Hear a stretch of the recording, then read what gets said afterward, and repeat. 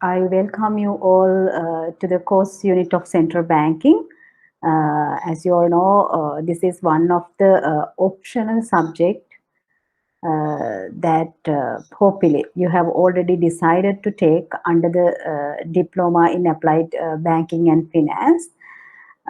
Since this is our very first session, I would like to give a very brief kind of introduction to myself. I'm Nilanka Chamindeni. I'm a central banker currently attached to the Regional Development Department. I have been working there in the central bank nearly for 12 years. Okay, so I hope that you have already gone through the subject outline or the course outline, which is also available in the IBSL website. Yes, according to the course outline that you can see, these are the key focus areas that we are going to cover under this subject, right? So this is basically about the central bank. So we are going to start our journey of uh, discussing the way how the central banks originated and also how the central bank evaluated to the current status, right? And as you all know that almost all the countries or the economies that they have, including Sri Lanka, we all have a specific or the apex institution, which is called central bank or the monetary authority uh, in all the countries around the world. But sometimes we can see that some countries that they call this apex institution or the monetary authority in different names, right? And also we can see that depending on the country specific situations, right? So that the governance structure of the central banks or the monetary authorities in different countries can be different, right? But basically, in our discussion that we are going to discuss about that, basically the objectives, key objectives of almost all the central banks are very similar. That's what we can observe, right? But that level of authority sometimes can be different. The way that, as I mentioned, I refer to the governance structure of the central banks around the world. It can start that we can see some deviations, and also the operational framework as well. The operational models. Sometimes the operational models of central banks can be different from one country to other. As I already mentioned, basically based on the country specific environment, economic and financial environment. But as I told, that objectives are almost similar. Okay, so in our journey, we are going to start discussing about the way how the central bank originated, and then we are going to study what is the key role of the central bank, what is actually central banking, what it means, and what are the responsibilities of the central bank, and how they are going to deliver those responsibilities. In order to deliver or meet those responsibilities, what are the functions that central banks are carrying out, and also what are the legal provisions for those specific kind of institutions to establish and also to operate it in a particular manner. So accordingly, we can identify different type of operational structures. Basically, our focus is on the Central Bank of Sri Lanka. So during this course, we are giving a special emphasis on the functions and also the operational structure of the Central Bank of Sri Lanka, while doing so that we can understand uh, the way that the central bank operations, how those operations are going to impact on the overall operations of the economy or the economic activities of the country. That's what we are going to do, right? Basically, at the in the history. Today we are going to discuss about the history or the origin of the central bank, and that central bank, it has a very long history, right? So you can see at the discussion, so you can see that that role has been evolved, right? Time being, it has been evolved, role and the responsibilities according to the developments in the monetary and financial systems all around the world. And also, first, they started from the state of commercial banks, then they transform into a unique kind of institution in economies, and delivered some specific type of responsibilities. Those responsibilities are bound by the legal frameworks. Uh, Almost all countries around the world that we can see that. And but today, people are more like to talk about the independence, the level of independence of the central banking, right? So there is a separate topic for that as well. Here you can see the outline, and the at the topic 8 that we are going to discuss why it is important for central banks to have that independence. For what is actually the level of independence that central bank needs to perform or to achieve the key objectives. And also, we are going to discuss about the leading central banks around the world, right? I recommend you to go and see the final papers, the question papers as well. So here, I also review past previous papers, and I saw that these are the key areas that we have to cover. And also under the topic 9, that we can identify there are key central banks are there that we have to give a special emphasis on what are their policies, and what are the recent policies that they have introduced, and how those policies are impact not only for the country that they have implemented. As an example, US Fed Reserve System, which is the central bank in USA, their policy measures are really important, not at the national level, but at the international level as well. Even for Central Bank of Sri Lanka also, that when we are going to decide our monetary policy measures, that always that we have to look into the measures have been implemented by the Fed Reserves, because we know that actually it is a leading economy in the world at the moment. So their policies are going to be impact on the other economies around the world, right? So depending on the interrelationship that we have with the other countries, right? So that there is a spillover impact on our economy as well. So that's why we need to understand and we need to learn about what are the leading central banks around the world, and what are their key policies, and how they are going to influence the other countries as well. And last but not least, we are going to discuss about the contemporary trend and issues related to the central banking. I think now we are in a very challenging situation because of this COVID pandemic. Uh, we are going to discuss about that as well. And also because of the financial crisis, and also some recessions were there in the history that we can see time to time, different type of shocks, financial or economic shocks that many economies around the world that they had to face. Accordingly, being the apex institution of an economy, right? Basically being the regulator of the monetary and the financial system of country, the central bank always they have to have a very very critical job to do in such scenario.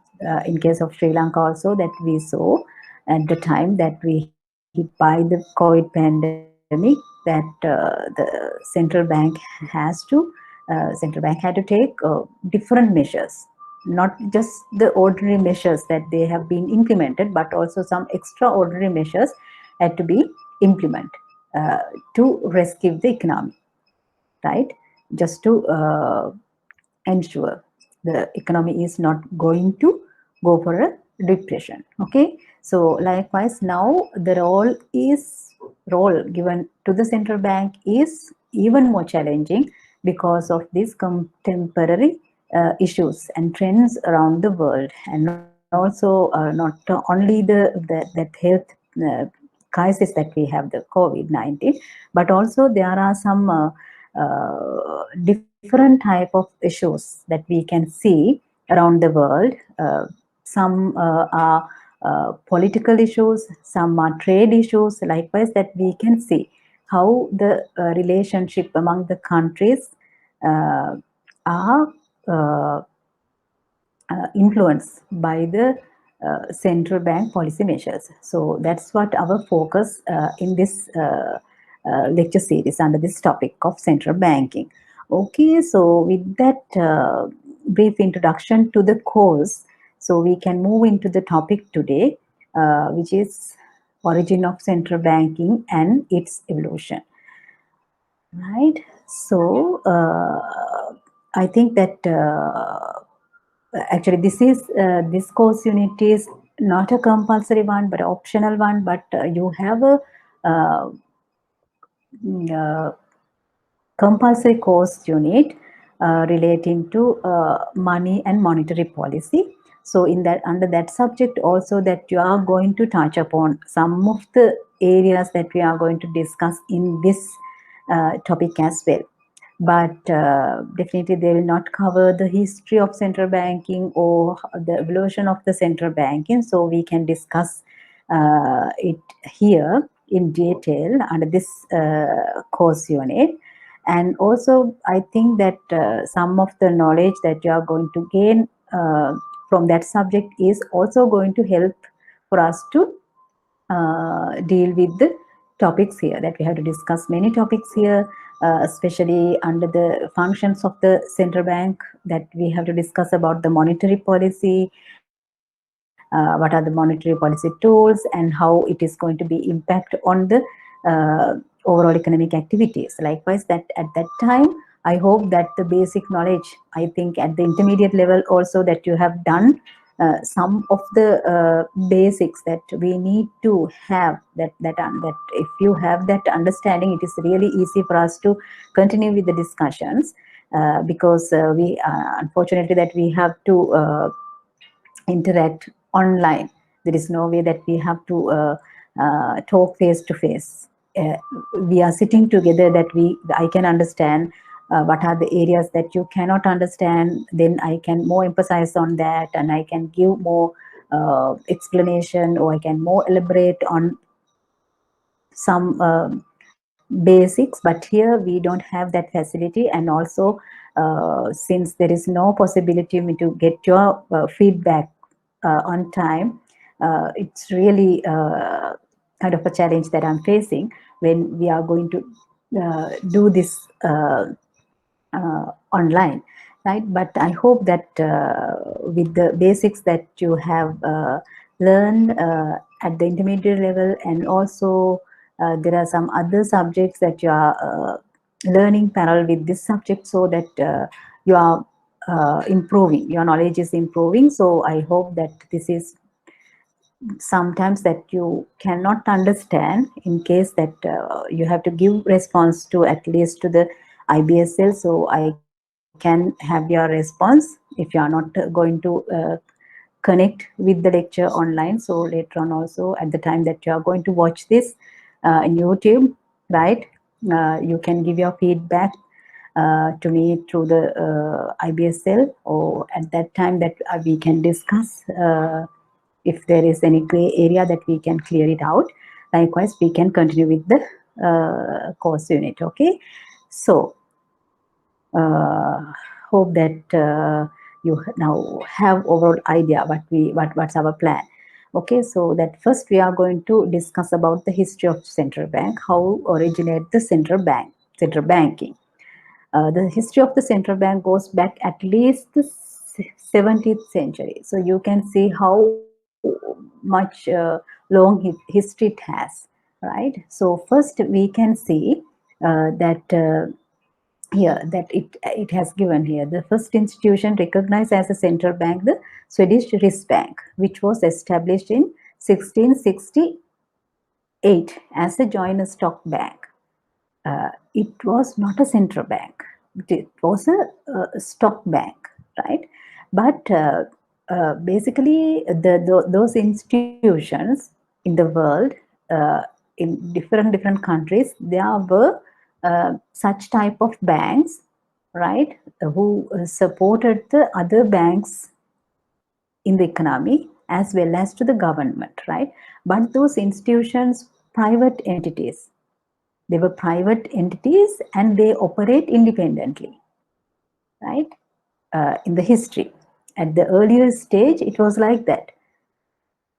Okay, but some of the institutions that they were chartered, they have to have that chartered from the government as well. So that link was there. It was chartered to lend the government funds and to act as clearing house for commerce, right? So that one of the key role of those institutions to lend funds to the government and also act as clearing house for commerce means that those institutions that they help transactions among different entities to do their economic activities, basically the activities relating to commerce. A few decades later, in 1694, the most famous central bank of the era, the Bank of England. Still, the Bank of England is considered as one of the leading bank in the world. Okay, so you can see here the long history that the Bank of England it has, right, was founded also as a joint stock company. It also was established as a joint stock company to purchase government debt, right? So the government, that they are one of the key role of that company is also to purchase government debt, means again to provide fund facilities to the government, right? So other central banks were set up later in Europe for similar purposes. So that England is one of the country in the Europe area, but there are some other countries in Europe. So in those countries also that we can see that similar type of companies were set up, right, following the same system, right? So basically they handle all the money related matters, okay, but they were not originally the central banks, right? They did some kind of functions, right?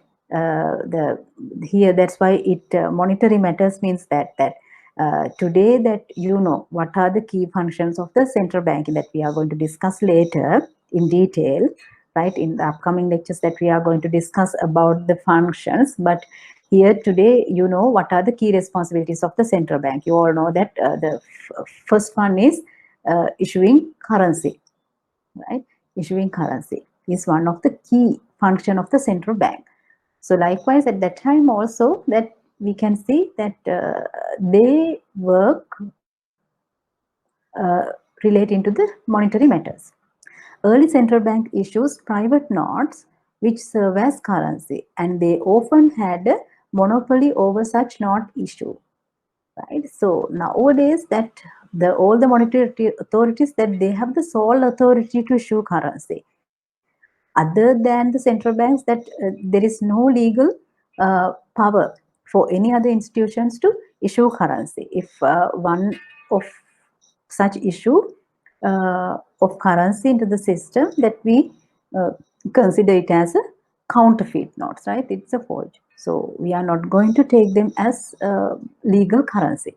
So early stages also that they issued private notes, right? So those are not the legal tender. They issue notes and also they serve as currency, right? And also they have kind of a monopoly power to issue notes, but they were not that much of powerful as the central banks because of the charter that they are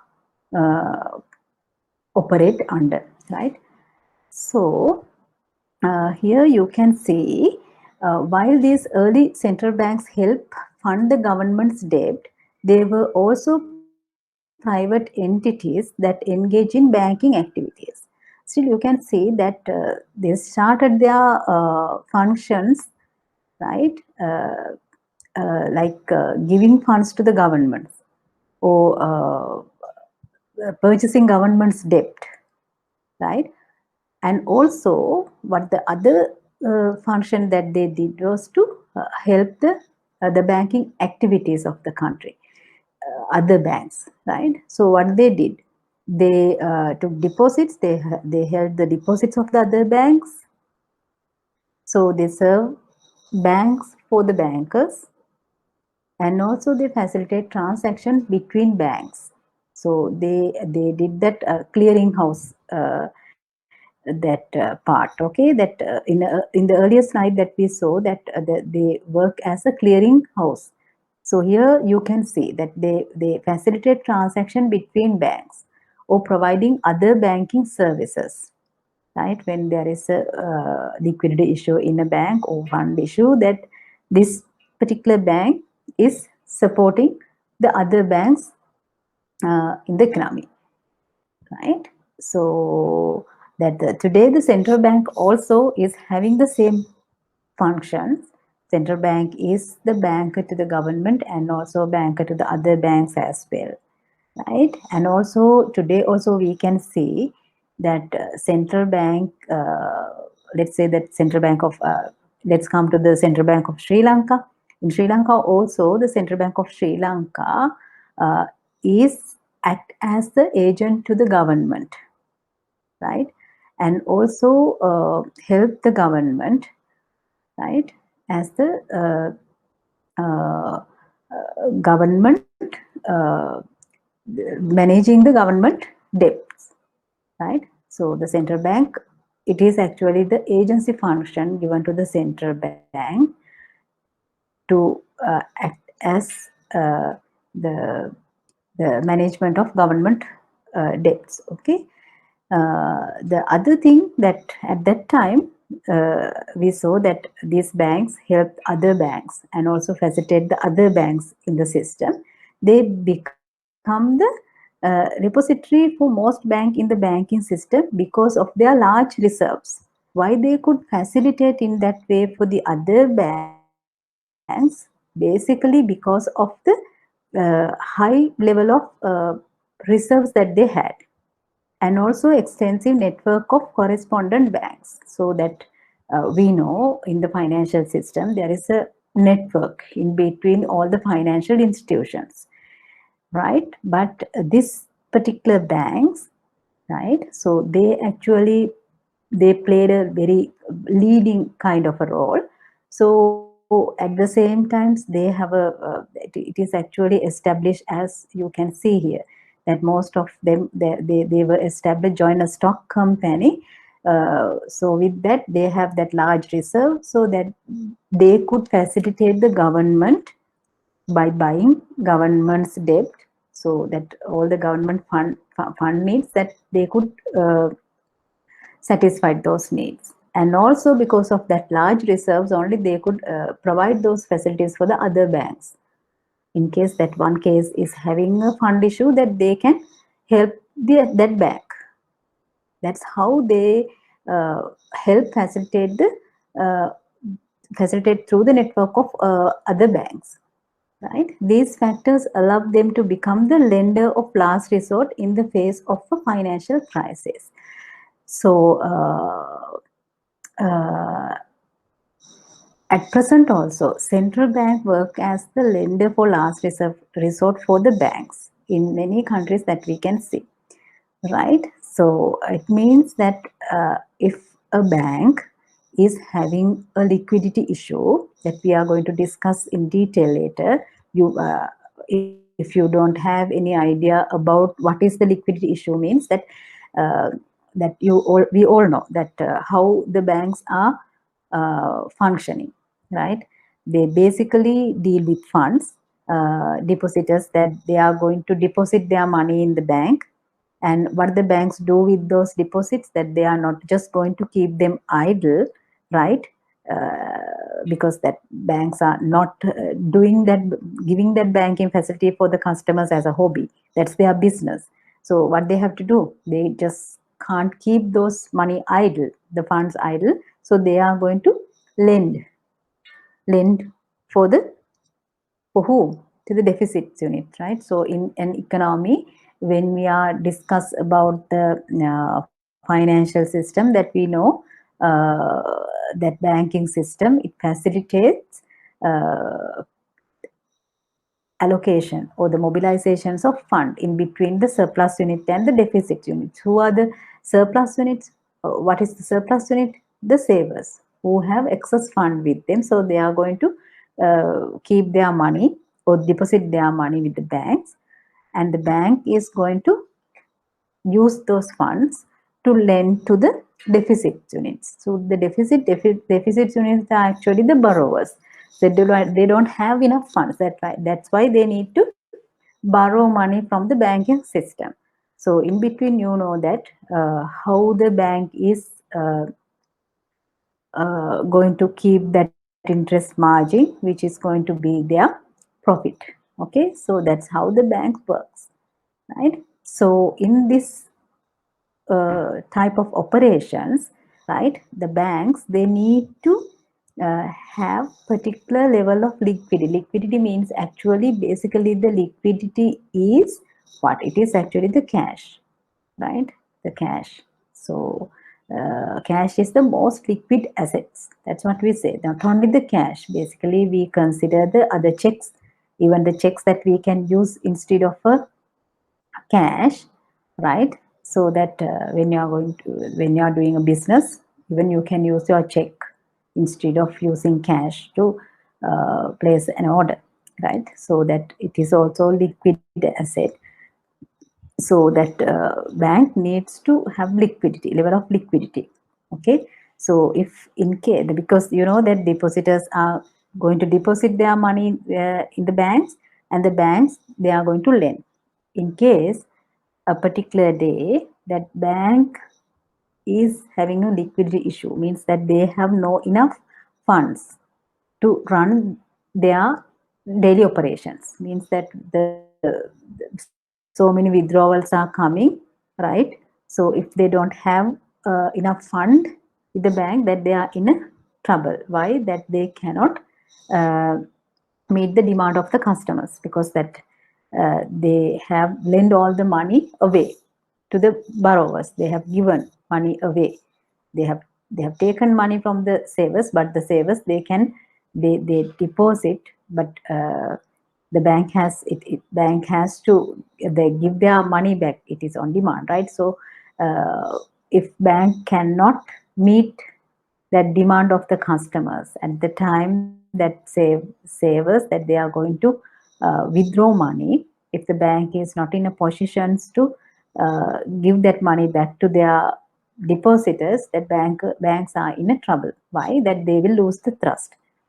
So normally at the time that we are going to discuss about the banks and its operations later, hopefully you will learn it under the topic of money and monetary policy. You will learn how money works, right? And also what is the role of the banks. And also I think at the intermediate level also, that you have got an idea about how bank works, right? I just wanted to give you an idea what is the role of last resort in a case that, as I mentioned, that in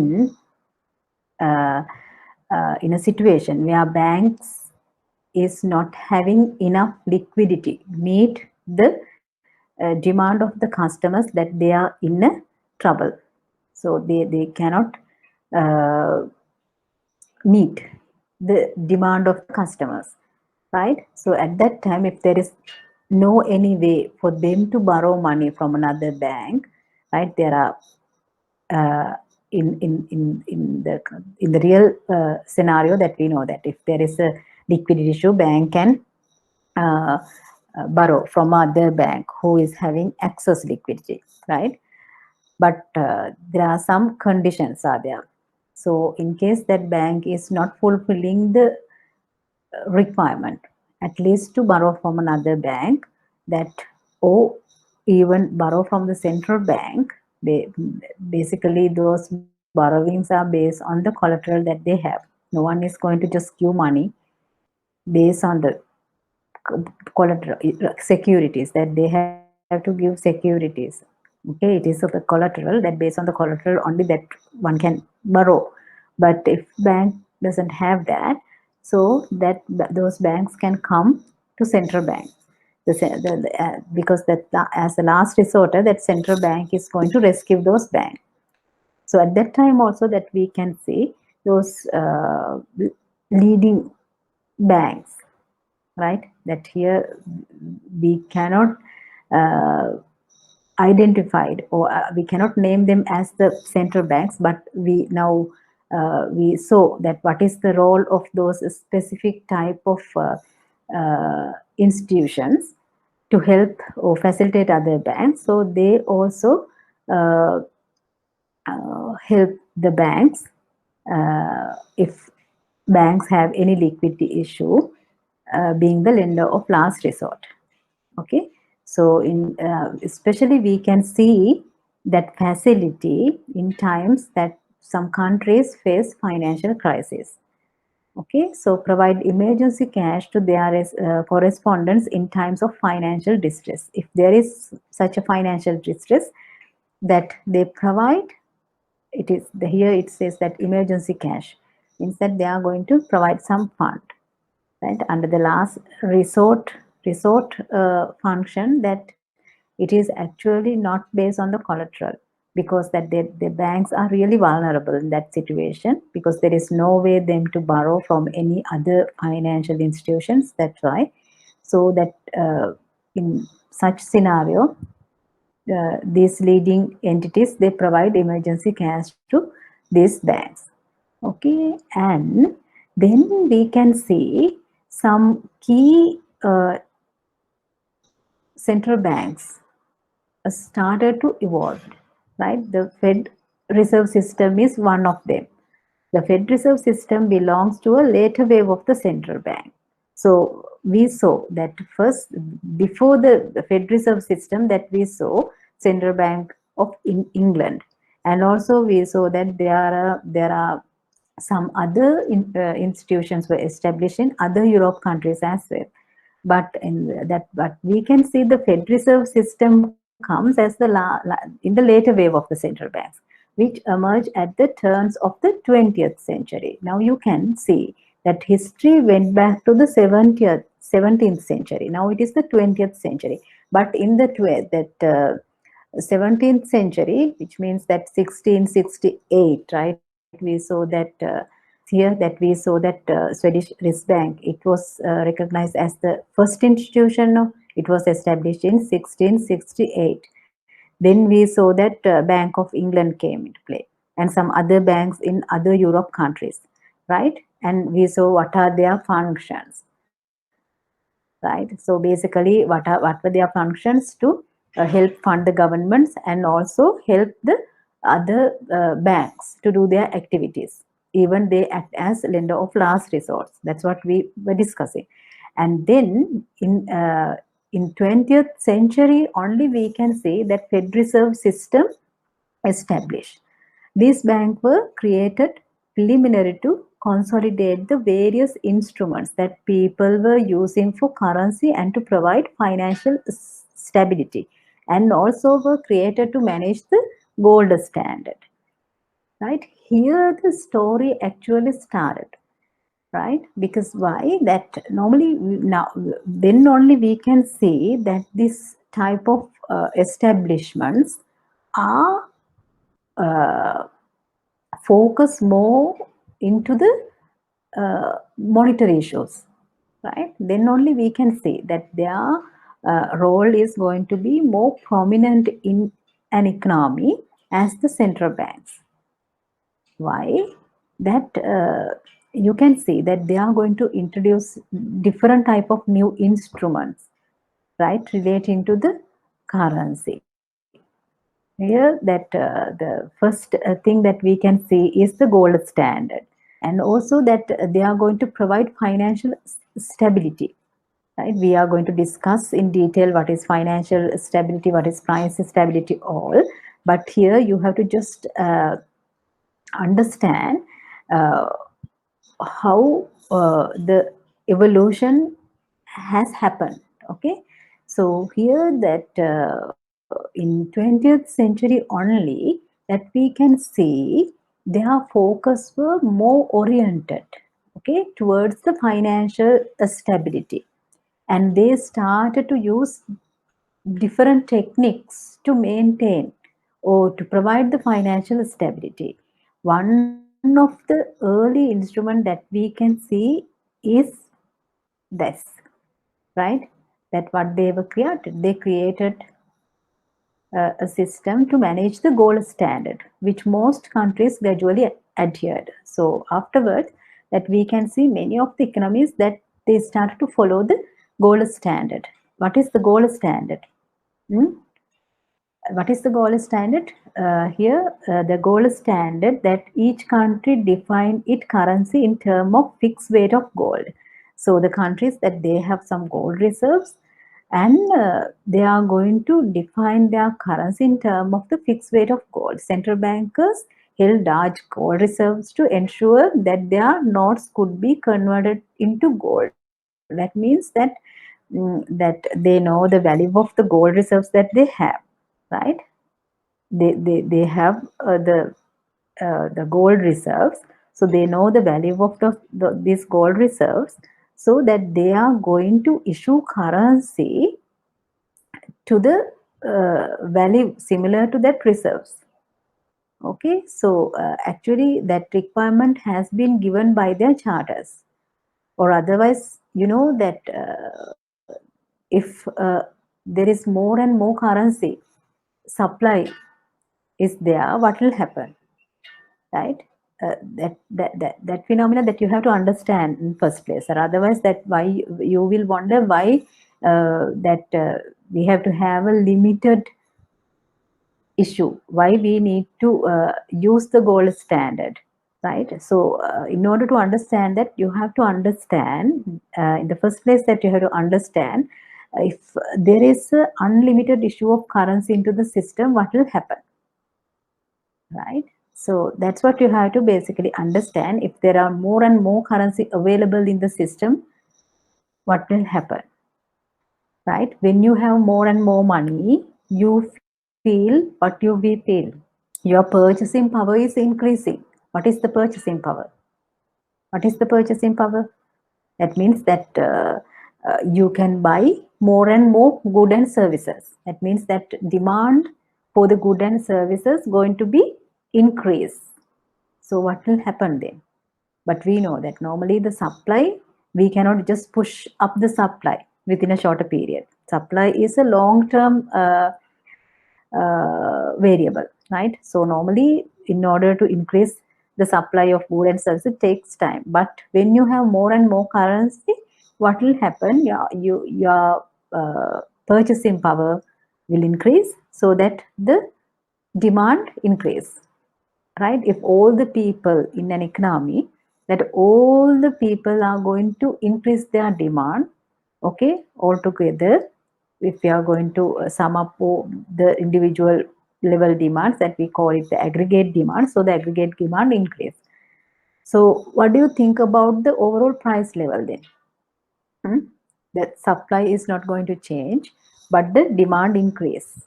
while the supply is going to remain unchanged. The prices push, the general price level push up. It pushes up now. Why? Because there is an inflationary pressure when there is more and more money available in the system. That's why the money supply increases, right? There is an impact.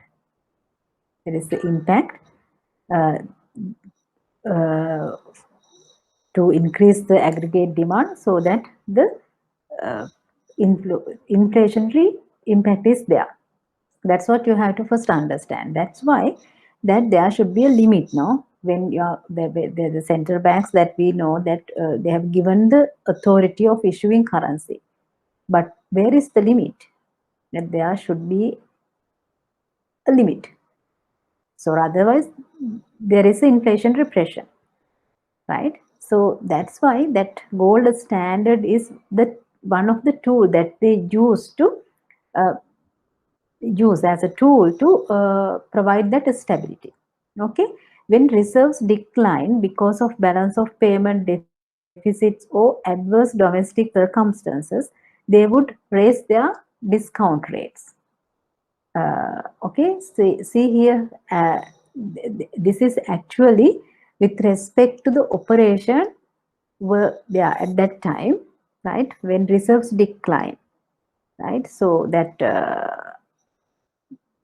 we cannot cover everything. What is the balance of payment? What is the deficit? Means that we cannot, I cannot explain everything, but I will just give you explanation. Balance of payment is what?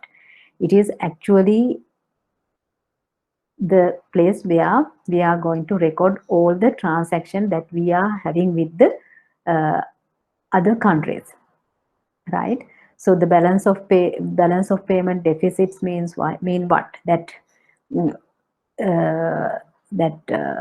a particular period, foreign exchange outflows is higher than the foreign exchange inflows, right? So in case we have to face a balance of payment deficit, so there is an adverse impact. Why? That we have anyhow that we have to uh, fill that deficit, right? So how we are going to meet that? How we are going to fill that gap, right? So that's what they would raise their discount rates, the interest rate at which they would lend money to the other banks. So that's how that I hope that you will understand when you are going to discuss about this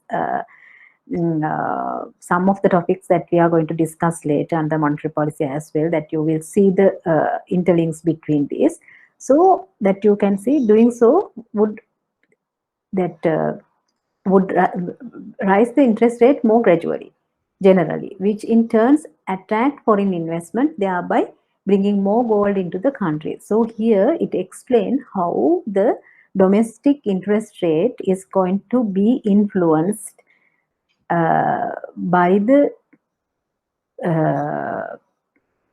foreign exchange matters, right? So we can see that when there is a deficit, right, in their balance of payments, that in order to attract uh, more foreign exchange, that they increase the interest rate, right, so that they can attract more foreign investments, so it brings more gold into the country.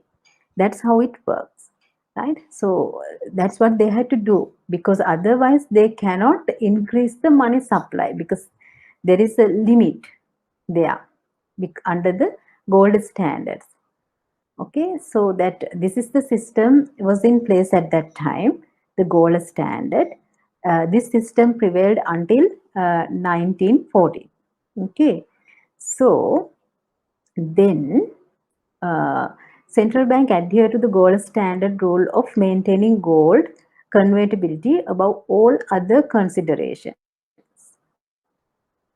Gold convertibility served at the economy's nominal anchor. So that you can understand now that why they need to maintain that gold reserves, and that they have to, it is actually a rule given by the charter. Okay, so that they have to adhere to that gold standard, right? So they have to maintain that gold convertibility rule, right? So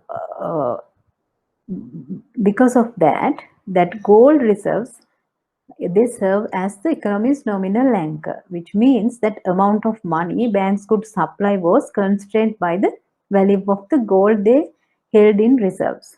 I already mentioned you why there is a limit now, right? And this in turn determine the prevailing price levels. So I already explained you what is the link between the money supply and the price level. When there is a when the money supply is increasing, there is a pressure for the price levels to general price level to goes up. Okay, since the price levels was tied to a non-commodity.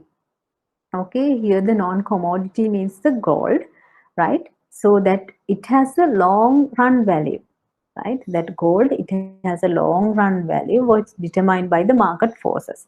So that because that it works as the nominal anchor, depending on the value of the gold reserves only, the central bank can issue currency notes, that the amount of money they can supply, that it is constrained by the value of the gold. So in that case, what will happen? Expectation about the future price level were tied into as well. So what will happen to the price level? That I told you that the supply of money and the price levels, that the link between that. So we can understand based on the gold prices that future price levels also then determined. Because why? That based on the gold prices or the value of the gold, it determines the amount of money in the market, and the amount of money determines the future price level. Likewise, that we can see that there is a link in between these three variables. In a sense, early central banks were strongly committed to price stability. So that we can see, because of that gold standard, early central banks, they could strongly committed to the price stability.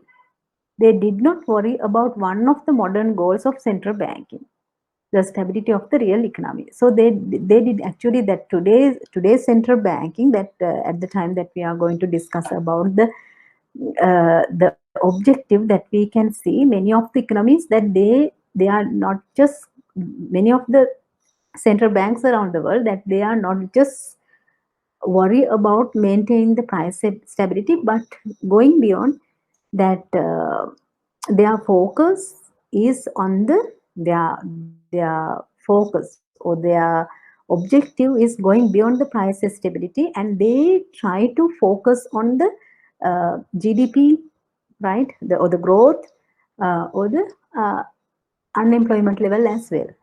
So at that time, because of that gold standard, that we saw that we saw the limits that the money supply had. So that automatically that price levels are tied up, right? Because of that gold standard. So at that time, they did that central banks, that they no need to worry about the stability of the real economy, right? Okay, that's what it said here. Because of that gold standard, that because it was strongly constrained by the obligation to adhere to the gold standard. That's what the gold standard, system of gold standard. Okay, however, with the expectation of economic activities and trade, it was realized the difficulties and limitation associated with the gold standard for central bank to issue currency and held such conditions change over time. But later on, we all know that the time being, what is happened, that economic activities are become more and more comprehensive, more trade, more commercial activities are there. So that the level of money, and also the way that the central bank has to facilitate those more comprehensive economic activities and trade, they could not continue with the gold standard. So that's why central bank convert that conditions, right? That the gold standard tool that gradually disappeared that system, because central banks wanted to now facilitate the economic activities which were becoming more and more expanded. Okay, so over time that we can see that system has been changed. Before 1940, central bank didn't attach great weight to the goal of maintaining the domestic economy's stability. So here, not just the price stability, but here it is about the economic stability, economy's stability.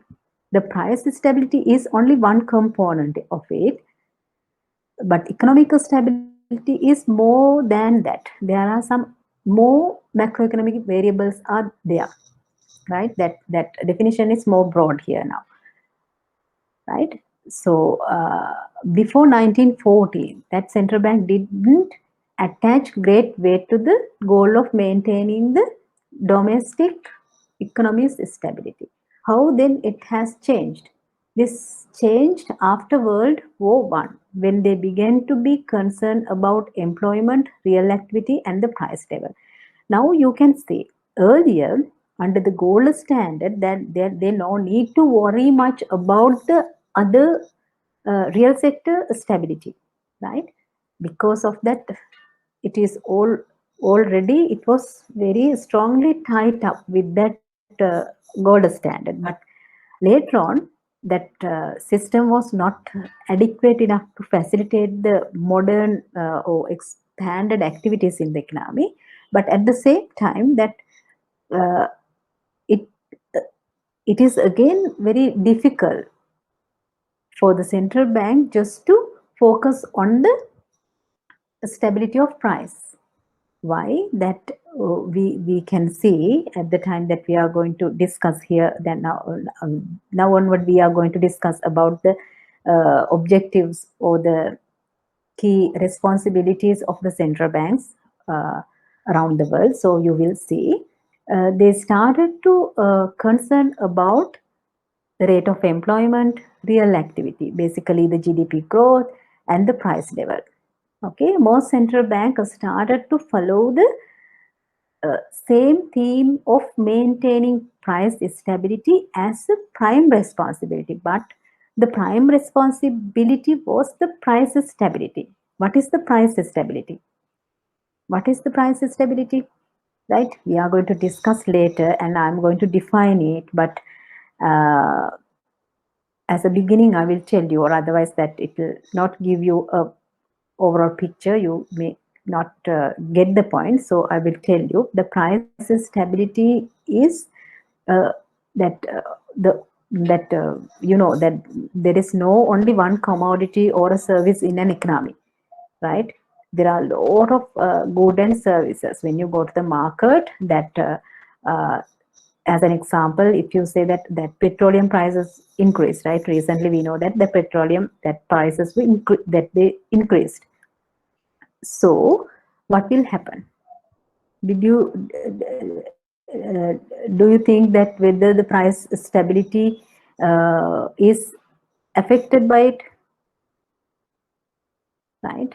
There can be an influence, but not at once. And also that petroleum is only one commodity that we use. There are many other commodities are there in our consumption basket. So the price means here, the price stability means here the price is that overall price. Overall price is how we are going to, it is actually the inflation, right? The overall level of price means the level of inflation. How we are going to measure inflation, right? If you have an idea about it, that you will get the idea. If not, I will explain you that inflation is actually the price index where we are going to check whether the that index is going to be changed. How we are going to measure that index? So actually based on a basket of goods and services, right? There is a standard type of basket of goods and services. So we are not just going to worry about a change of a one good or services. Here our focus is on the full basket of goods and services, right? So not only one. Okay, there can be a influence on the overall price, right? But when there is a price of a one item increase, that we cannot just tell that inflation increases, right? Here the price stability means actually the overall price level of country, right? So the maintaining price stability means what then? That stability means low and stable, right? Prices are increasing, right? If you have done economics, that you may have seen that uh, uh, in time being, if you take the run long term trend of prices of any economy, that you can see there is a increasing trend, right? If a country is growing or is developing, that we can see there are basically we are consider the level of GDP growth, inflation, and the level of employment, right? So you can see if country is developed, that means that GDP has been increasing, that GDP growth is gradually increased. Simultaneously, that we can see the trend of inflation. So normally we can see there is an increasing trend. Any country, you can see that in long time basis, if you take long term the inflations for a long time period, and you are going to see the trend of it, that you can see there is an upward trend. It is not a bad thing.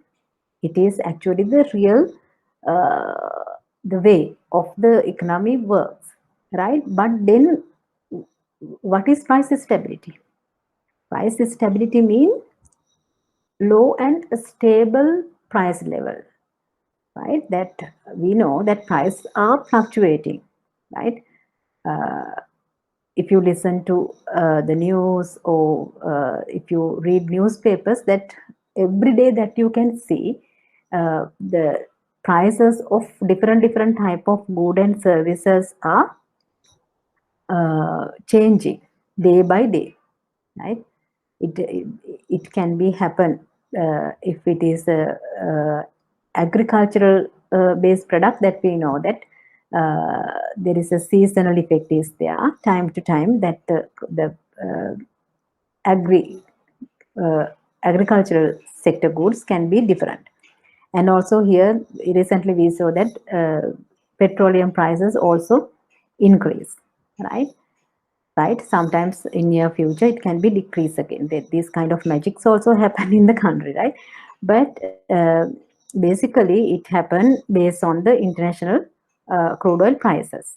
Okay, so likewise that we can see time being the price levels are changing, but the maintaining price stability means that we cannot stop completely the price changes, but there should be a there is a way that we can control the fluctuations, the high volatilities. That's what it means by the low and stable. The the overall price level can be changed, but that change should not be what very violent. Okay, so that stability means low and stable. That price fluctuations can happen, but those fluctuations should be low and stable level. That means that this fluctuation, that very, if there is a very plunk or very spike, it is not good in the trend. That it should be at a controllable level, or the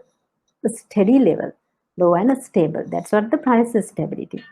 Okay, that is what the key responsibility of the central bank. Most of the central bank, that they follow that same theme or the key responsibility of maintaining price stability.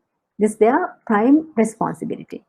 Okay, so that first we are going to discuss about the Risk Bank of Sweden. Okay, here it has given extract from their website actually that it is their mission statement. It says that Risk Bank is Sweden's central bank and an authority under the risk edge, that is their parliament.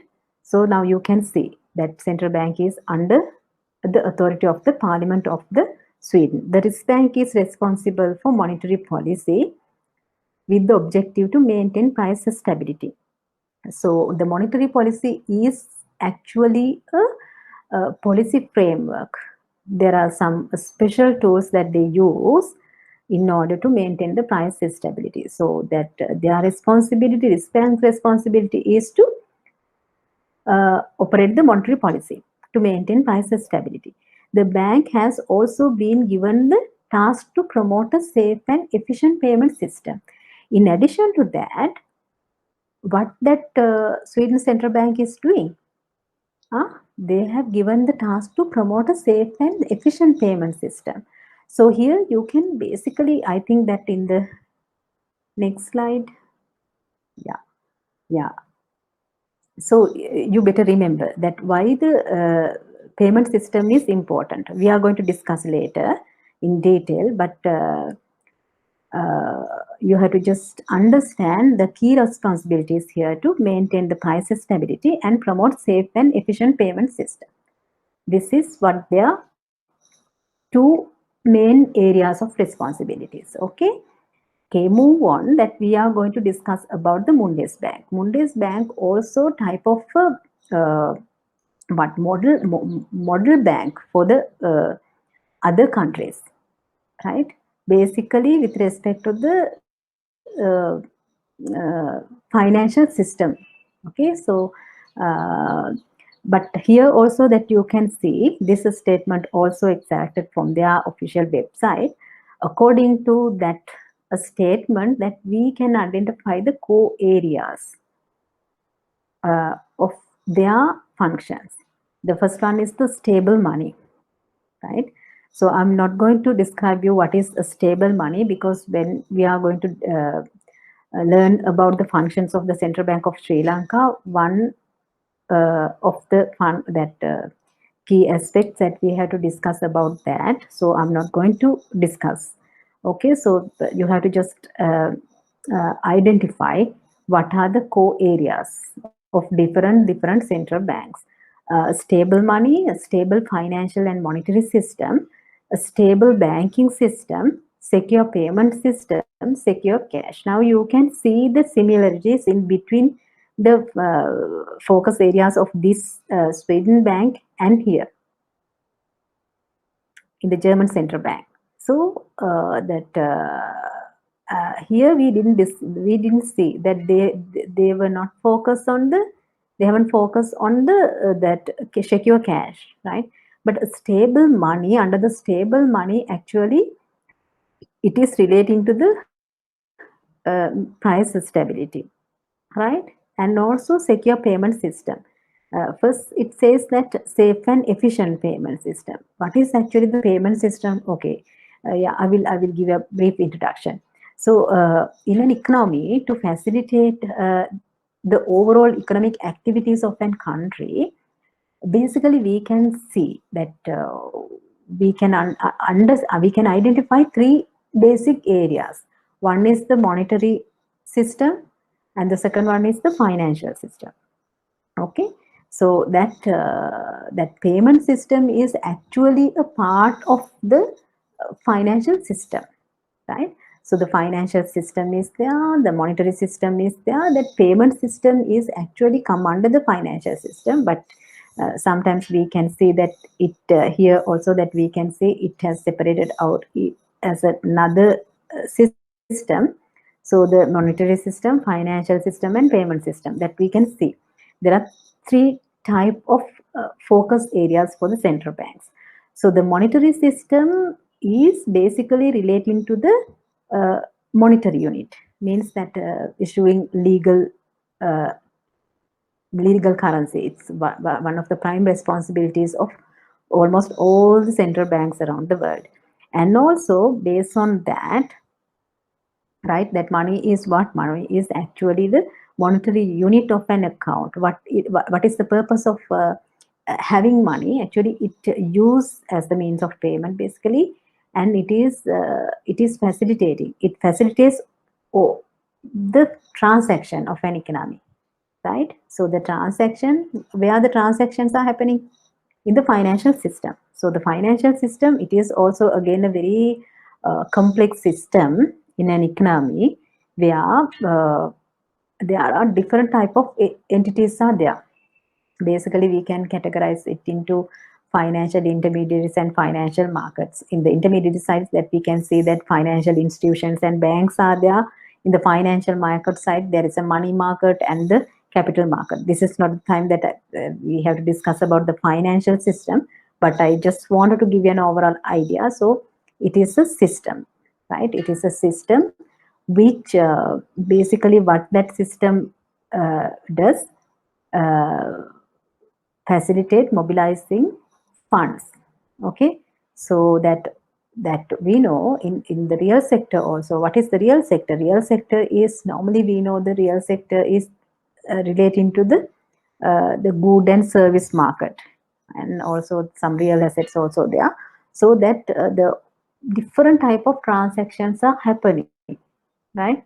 These all transactions, sometimes that these transactions based on good and services or asset, or sometimes that productive factors sometimes, right? Different type of transactions are happening. So these transactions are facilitated by the payment system. And what is the lubricant or the uh, main means of payment is that the monetary unit in a country. So that now you can understand how these systems are interrelated and supported each other, right? The monetary system is there, financial system is there, and the payment system, payment and settlement system. That you know that there are, as I told you, there are different type of financial entities are there. So that payments and settlements are happening in between those institutions based on what? Based on that payment and settlement system. So that system should be in place, right? So normally we are not today, you know that how much it should be efficient, our payment system. We realize it, right, at the time of the pandemic, that we cannot go outside because of the uh, restriction of our movement, so that we couldn't go. But the online banking system were there now in place, so we could do all the transactions on real time basis, right, without going out of our territory. How? Because that payment and settlement system should, it was there to facilitate us. So all the financial institutions are linked through that system, so that it work as a network. So in that network, right, so all the activities are facilitated by these systems, and money is actually play a role of a lubricant, that always that it must smooth, that it is actually uh, the main source of all these transactions. That's why that the maintaining price stability is important. Okay, it is relating to the monetary system, so that monetary system should be very efficient in that way. And also financial system also, and also here it says that promoting safe and efficient payment system. So that payment system should be safe, and also it should be efficient. If it takes long time to settle your payment, it is not good.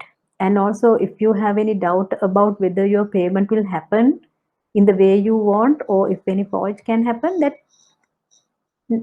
no point of having that system, because you are not going to use that system because you have no trust. So that's why that safe and efficient, that both aspects are important. Okay, likewise that here you can see the stable money. That means that the value of the money and the level of money in the system should be adequate. Okay, And now I already mentioned you what is the consequences of having over money supply. Over money supply, it causes inflation. So that's why that we need to have a adequate, that it is called actually the optimum level of money. Optimal means what? Optimal means that exactly the level need. Okay, so no excess, no shortages. So optimal level of money should be there in the system to facilitate the transaction. If there is no enough money, it's a problem. If there is more money than required, it is again problem. And a stable financial and monetary system, that I already described you what is the monetary system and what is the financial system. And then the banking system. Banking system is part of the overall financial system. So most of the central banks are work as the regulator of the banking systems as well. And the next thing is the payment system and the secure cash. Secure cash means that we all know that the most of the central bank, they have given the sole authority to issue currency. When the central bank is the sole issuer of currency, that central bank has the responsibility to preserve the value of the currency. That means that central bank has the responsibility to mitigate all the counterfeit efforts as well. If there is counterfeit notes in the system, that people are not reluctant to use cash, right? So the secure cash means that as well as that the value of currency also need to be preserved. That means that if there is an inflationary situation, that the value of the currency is going to be deteriorated, right? That means that there is a higher inflation, hyperinflation situation, that in Zimbabwe, not very recently, but you may have heard the case of Zimbabwe, right? That because of the higher inflation, what will happen? That people refuse to use cash. That you may have seen some nice and some interesting pictures that they have to take not a bundle of cash, but sometimes sack of cash to purchase something, like that. That the value of a currency note is declined dramatically. Because why? That because of the high inflation. Then that people are not going to use cash. Instead of using cash, that they have to find some other means of payment, right? So that's why that secure cash that we are going to discuss later, uh, at the time that we supposed to discuss about the central bank, that it is one of the key function of the Central Bank of Sri Lanka as well. Here also you can see under their core areas that they have mentioned. These 1, 2, 3, 4, 5 areas are there in the Mondelez Bank. Okay, so then what is the next one then? The Fed Reserve System, we already discussed how it established, and it was kind of a turning point in central bank history, right? So that it is a very important and very special, and also kind of a leading central banks around the world. At the beginning also I said that the central bank policies, that their policies are extremely important for all the economies around the world, because that they their interlinks between the other economies are at a very high level. Okay, because of that. So let's see what is their mission statement. The fundamental mission of the Federal Reserve System is to foster the stability, right? Here that again you can see the stability word, right? When it comes to central bank, that stability word is always there. So here also you can see that the foster the stability. So it is that Fed Reserve System is also encourage the stability, right? Integrity and efficiency of the nation's monetary, financial, and payment system, right? So that they have to foster the stability and also that integrity. What is integrity? That's the characteristic of cost, right? And efficiency of the nation's monetary, financial, and payment systems in order to promote optimal macroeconomic performance. Here now you can see not what is their ultimate objective to promote optimal macroeconomic performance, right? At the time that we are going to discuss about their monetary policy, that we you will see what it means by the macroeconomic performance, right? They are not just going to target on the inflation or the stability of the price, but their ultimate objective is to foster growth as well as the employment as well. So we are going to discuss later. Okay, so here we have to identify, we have to understand our key objective under this topic is to understand what is their goals here. Okay, so their goal is, there are three, basically here we can identify three attributes, right, in their system. That monetary, that three systems are there: monetary system, financial system, and payment system. So in the monetary system, they need to have that stability in that system. Financial system, it should be the integrity, and when it comes to the payment system, it is the efficiency. Okay, so now you can see, I already explained you what is monetary system, financial system, and the payment system. Okay, so see that these are their focus areas. Okay, so then what? The Bank of England. The Bank of England is the UK central bank. Okay, so what is their mission? Their mission is to deliver monetary and financial stability for the British people. So at the time that in their history also, that it is kind of a very old central bank again, and also the leading central bank in the Eurozone. So they always give guidance for other countries in the Eurozone to follow them, right?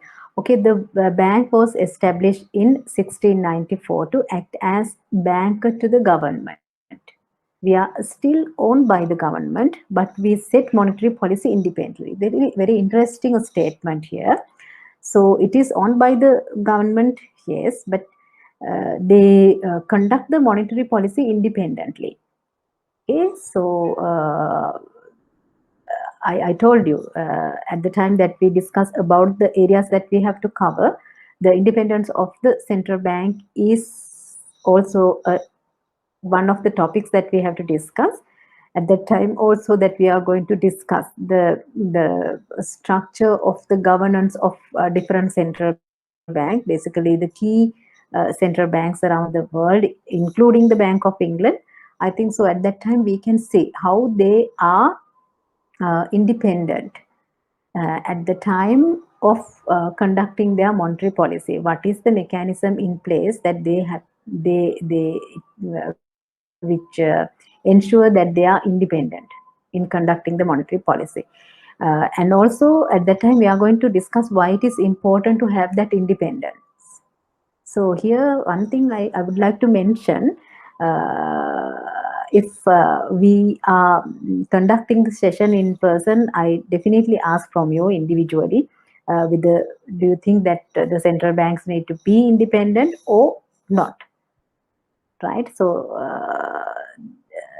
actually, it is a very very interesting topic. Many not only in the recent past, but during the past, that we can see time to time this topic was hot topic, right? In the among the policymakers and all, whether the central banks need to be independent or not.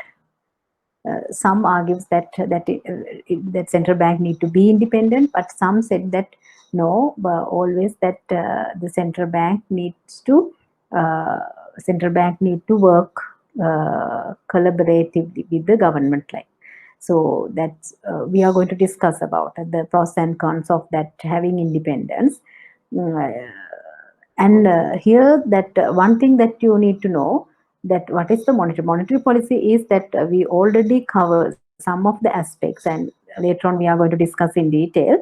The monetary policy is basically how the central bank is control the money supply of the economy, because it is linked to the inflation. I told you that, right? So then what is the policy implemented by the government? Government is implementing the fiscal policy.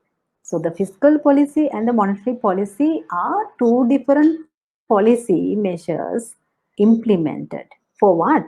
What is the ultimate objective of these all policy measures? Anyhow, the government or the central banks, so the different type of policy measures that they are implementing separately, right? So what is the overall objective? That anyhow that we need to achieve what, right? We need to achieve sustainable development, right? So that development of the country is the ultimate purpose of doing or conducting any policies. Okay, so the fiscal policies are the policies conducted by the government, right? And the monetary policy is the policy conducted by the central bank. Basically, the central bank policy, that monetary policy, is relating to the monetary measures, right? So the inflation, actually the main focus is to maintain the price and economic stability of the country. That government in overall, that government needs to foster the overall growth of the country by implementing the fiscal policy, right? So that two different policy measures implemented by the government and the central bank, and we can see sometimes that these two policies to be harmonized to some extent. That means that if the policies are going to be controversial, that it will not going to give the results as expected.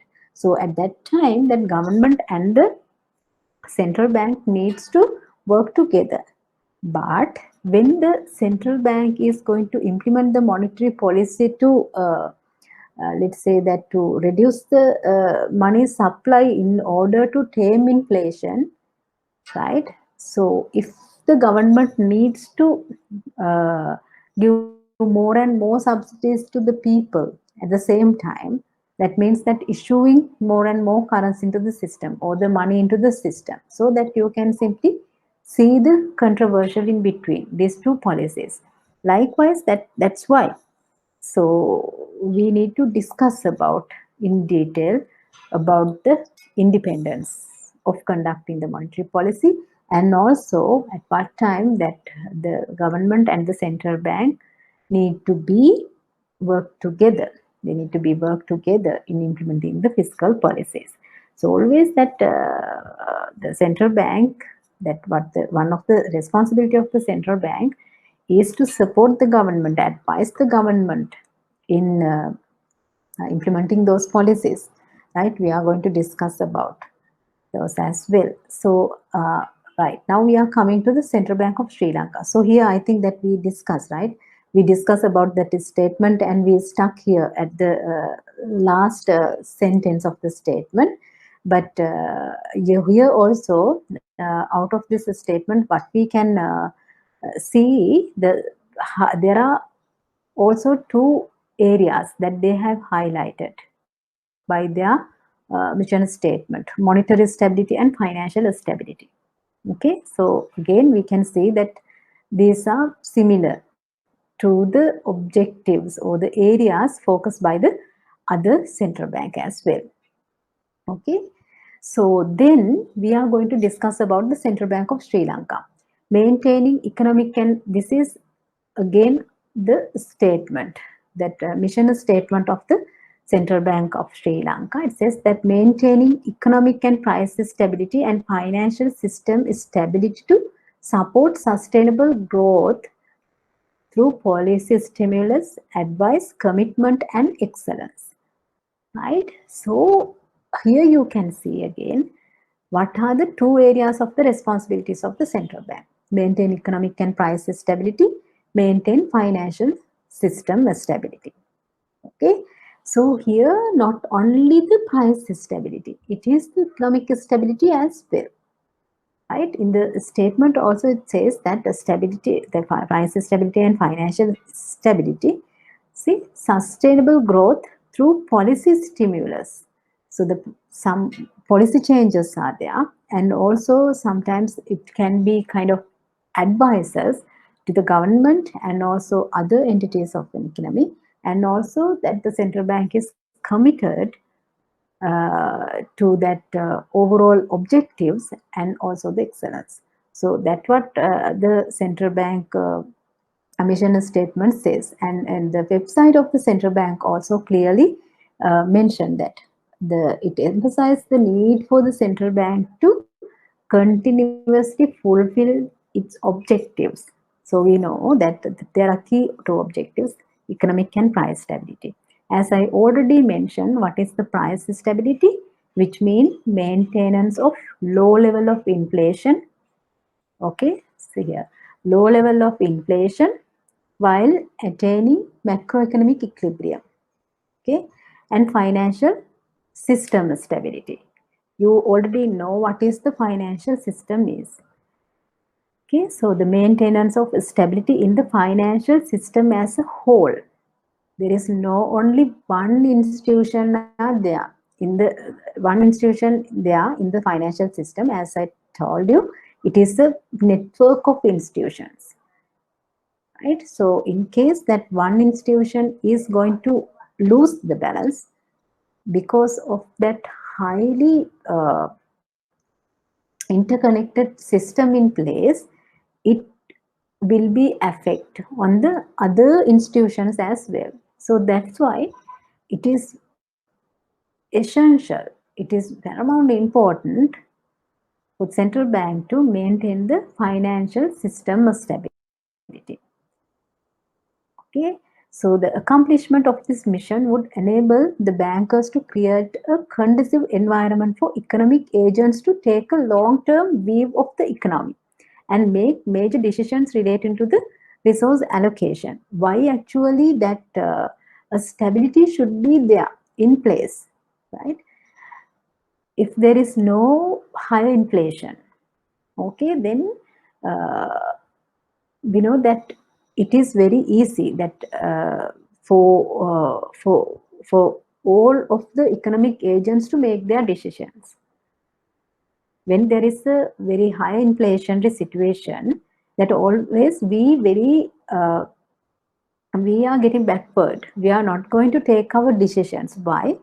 You know that we cannot predict what will happen next, right? When there is a stable low and a stable level of inflation means that there is a stability, right? That financial, sorry, that price stability means that low level of inflation, right? Low and stable level of inflation. At at such a scenario, it is very easy that we can see nothing will happen in the future suddenly, right? So that we know that inflation is under control. That as an example, uh, at the moment that we have a very control level of inflation, right? That the objective of the central bank is to maintain the inflation at mid single digit level at around 5. Okay, so at the moment that it is around 5.5 and yeah, 5.5% level. So that it is our objective that central bank is announced that the forecast level of inflation, that the central bank is going to maintain the inflation at a low and a stable level of, let's say, that 5% level. So that's what the promise given to the public. So we all know that the inflation is not going to be highly fluctuated. Okay, if there is a kind of a guarantee that the inflation is not going to be very high in the future, that we no need to be panic.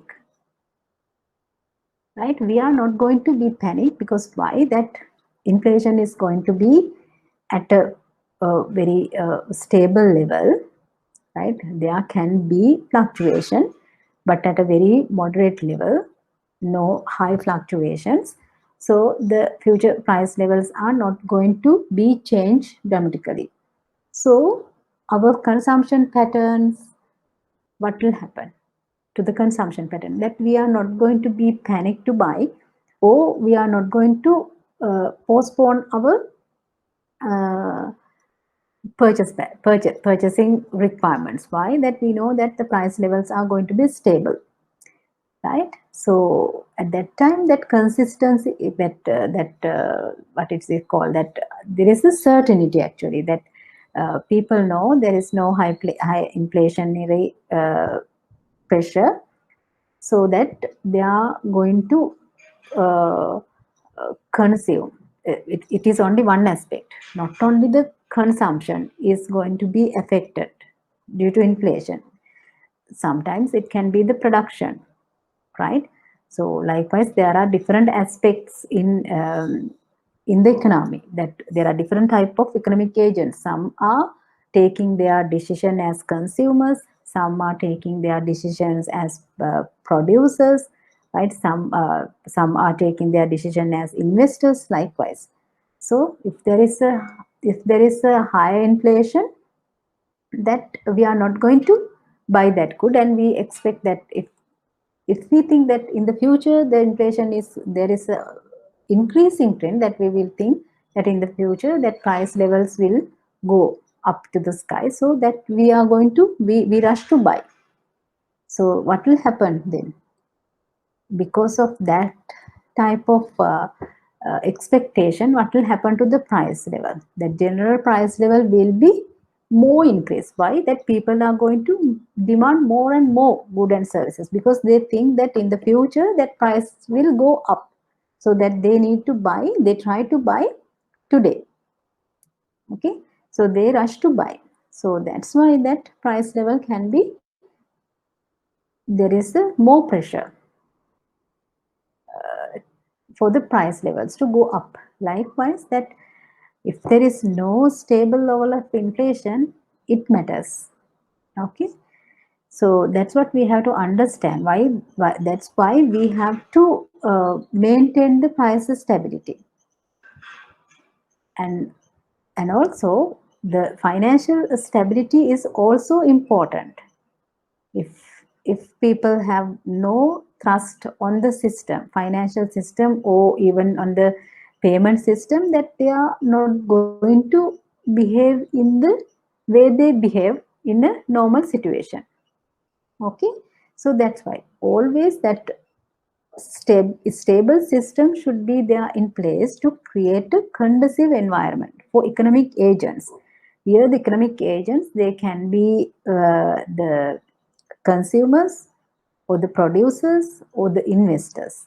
Okay, so that environment is very uh, uh, very stable situation, a conducive environment for economic agents to take long-term view of the economy, so that they have a long-term view of the economy, means that they can see, they try to force, because when you are going to make your decisions, right?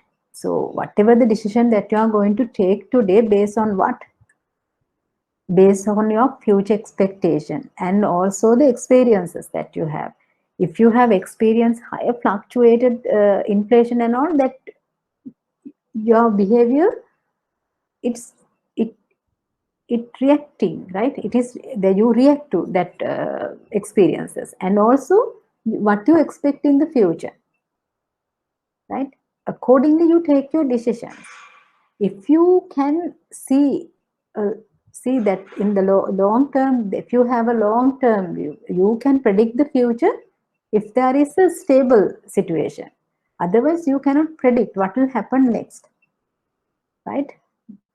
Right, that's how always that we are taking our decision in life. When it comes to the economic level decision, uh, in economics, that we say that all the people are very rational, that based on the past experience and the expectation on the future, they are making their decisions. If you have a very smooth curve, that you know that you expect automatically, you tend to expect that future also will be like that. So accordingly, that you take your decision. If your experiences in the past is not really good, and you don't have that confidence about the future, right? That certainty is not there. So that future, if you think that the future is very uncertain, that you are not going to, you cannot see what will happen next, so that you are not going to take your decisions. So then what will happen? Actually, then it's difficult. You are not going to take your decision, or even you are going to postpone your decision, or you are going to change your decision. Okay, so likewise, that it is going to impact on the overall economic performance of the country. You can be one single person in this society, but like in the same way that you take your decision, the all other people are going to make their decisions. So all our decisions together make the future performance of the economy, right? Likewise, all individual consumers, all individual producers, that if they have no certainty, that if they cannot predict what will happen in the future, that it will disturb their decision making process, right? So when they are not, if it is going to disturb their decision making process, what will happen? Right? Their decisions are relating to resource allocation, production, labor supply, investment, consumption, savings. Likewise, that different units of the economy are relating to different aspects of the economy. Right? That in the pandemic situation that we saw, that we all face a high level of uncertainty. So most of our decisions that we postpone our decisions. Even if you decided to buy a vehicle, that you discontinue with that decision, you wait and see. We all now, basically most of the people, that we are in a mode of wait and see mode, right? So we are not going to just execute our decisions. We have some plans for the we had some plan for the future, but we didn't execute our plans. Why? That we don't know what will happen in the future. That investors, that they wanted to invest, but they didn't invest because they don't know to which direction the economy will move in the next upcoming months, right? And also in the consumption also, that we saw a very different patterns. Yeah, at the beginning of the pandemic, that we all rushed to buy all the basic needs, because we thought that that all the market will be died out, because that other countries, that we cannot import anything, and also our producers, that all the supply chains will not work. That's what we thought. So there was a panic buying, right? So we experienced that. And also some people, that they wanted to invest their money, but they didn't invest. They just keep their saving as it is, right? Now, even now we can see that very lower interest rates are there, but even people are not going to use their money, right? But they are just going to keep their money in banks. For what? They are not going to have a good rewards, or the returns for those savings, but yet, because of the uncertainty, that they just wanted to park their saving in a safe hand. That's why even under a very low level of interest rate, that they are just going to keep their money safe in banks. They are not going to take them out and invest somewhere, and there is no such a situation now because of the pandemic, right? But here we cannot say there is a, luckily we don't have, we are not in inflationary situation, that in Sri Lanka at the moment, that inflation is at a very controllable level. But in the future, we don't know with the post-COVID developments that we don't know to which direction the world market will move. Accordingly, our prices also will change in the future. But now you can understand that how it is important for us to have the price stability and the economic stability. Here, that price is actually a one component when we come when we discuss about the overall environment of the economy. Price is one indicator, but other than that, there are some other indicators as well. That interest rate is also another important indicator, especially for the investors and savers, that it is a very important indicator. And anyhow, that here I told you that we saw the mission statements of different central bank, and almost all the central banks, that they were focused on the price stability. And stability, it was like a mantra, right? It was like the keyword, very common keyword for all the central bankers. Okay, that's why that is stability is important. Why? Now you know why. Because that economic agents, to take their decisions, they need to have a long-term view of the economy, right? In order to have that the long-term view, that they need to have that confidence. To have that confidence, they need to have that stability, right? So such a long-term focus is essential for sustainable growth and the elevation of poverty. So here, actually, it is our ultimate objective to foster sustainable growth and then elevation of poverty. Sustainable growth means what? That growth, we all know what is the growth is, that the GDP, basically it is the GDP, the growth of the GDP, right? Gross that overall physical output of a country. So we need to increase it. The sustainable means that in a long-term period, that we need to keep that growth momentum, right? It is going to be sustainable in that way. And also, when there is a growth, means that the income of the economy is increasing. So when income increases, what will happen to the poverty? Here we have to assume that the income is going to be distributed among all the people, right, in an equal way. Then we can reduce the poverty, right? That's what it says. Okay. I'm not sure whether you can say, I'm actually sharing the central bank official website and the mission statement, but I'm not pretty sure that whether you can see it now, or whether you can see still the slide presentation that I've shared. So I hope that I shared the screen so you can see it. So here you can see that core objectives would see supplemented by appropriate policy recommendation for raising the output of the economy to long-term potential and desired levels. So that's what our core objective, that you know the core objective now, that economic and price stability and the financial stability.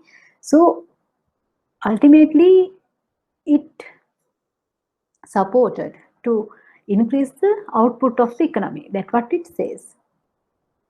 Okay, so now you can see that the other central banks as well, that the key objectives of the central bank is focusing on that price stability, or the economic stability, or the financial system stability.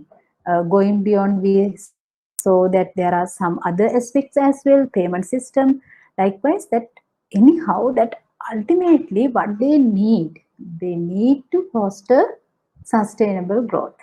Okay, so that's what the story. Now you know how that the central bank originated or formed, and time being how the central bank focus was more oriented towards the stability concepts, right? That's what we discussed today.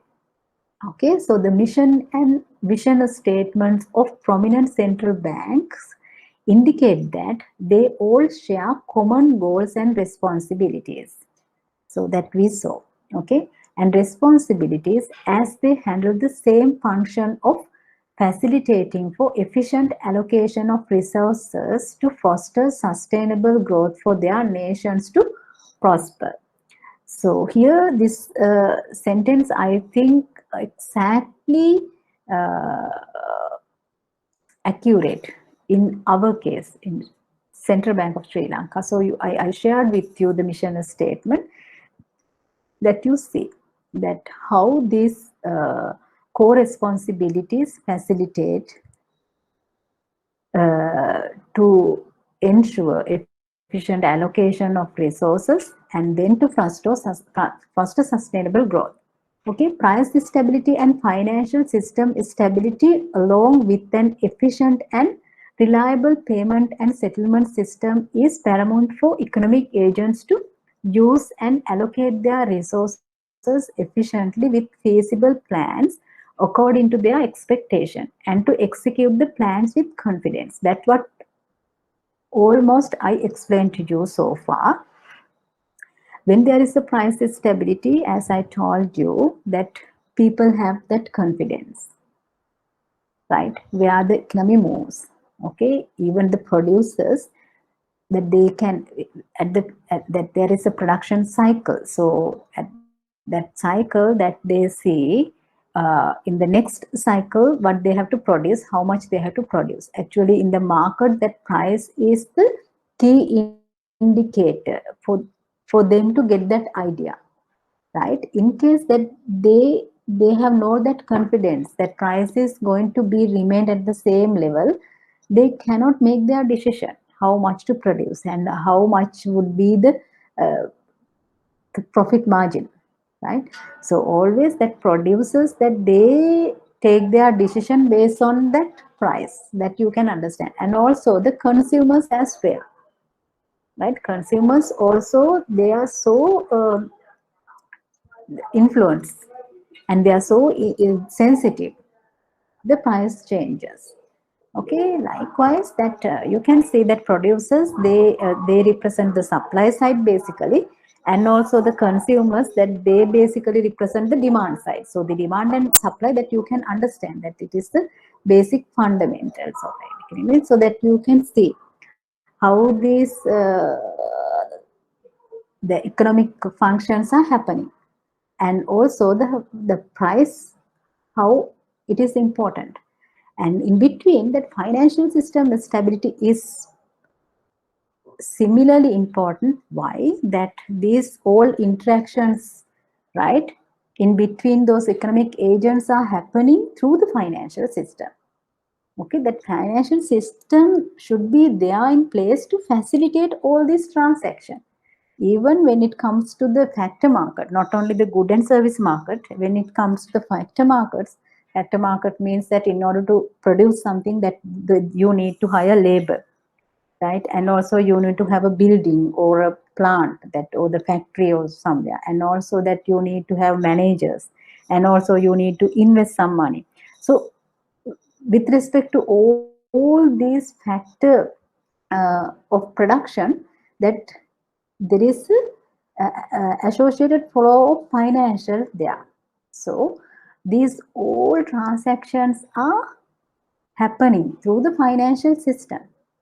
Okay, so the investment, how the investment come into a business, through the banking system or the capital market. Okay, so that the capital market is part of the financial system. So likewise, these all entities to be work in a particular manner, right? If they are not going to be efficient, or that people are not have trust on these institutions, that the system will not work well, and it cannot support the system. Okay, that's what it means, that it should be efficient, right? That system should be efficient. And also that payment system, that already I explained you why it is important, the payment system. So that these three key systems should be in place. for the economic agents to allocate their resources, right? Allocate their resources mean what are the resources that they have? What are the resources that they have? So it's just not the funds, but sometimes the skill level when it comes to the labor market that we are giving our skills or the knowledge to produce something like that. That anyhow that this is the overall system in place. So accordingly, that we always try to do something when the environment is really supportive. If not, that we are not going to take the decisions, that we have some plans but we are not going to execute. Okay, so to execute the plans with the confidence, that we need to have that stability. Central bank performs other functions in addition to main central banking functions to facilitate government operations and providing technical supports and policy advice for economic management. So here that so far we discussed about the key roles and responsibilities of the central bank, and in the upcoming lectures that we are going to focus on the other functions as well. Okay, so at the beginning of the central bank also, that we saw that their main focus was to facilitate the government as the by providing funds. Okay, now many of the central bank around the world also giving this facility for the government, right? But in case of Central Bank of Sri Lanka, I already mentioned you that we also doing that, and also we support the government by giving policy advices time to time. Okay, likewise that in the next lectures that we are going to discuss about those functions as well. So I think that we have done with the first topic of the origin of central bank and its evolution. So in the next session that we are going to discuss, I'm going to introduce more about the central banking, and we are going to see inside the functions of the central bank. Yeah, the time is, I think, up now. So we can stop the session here. So let's meet in the next session. Thank you.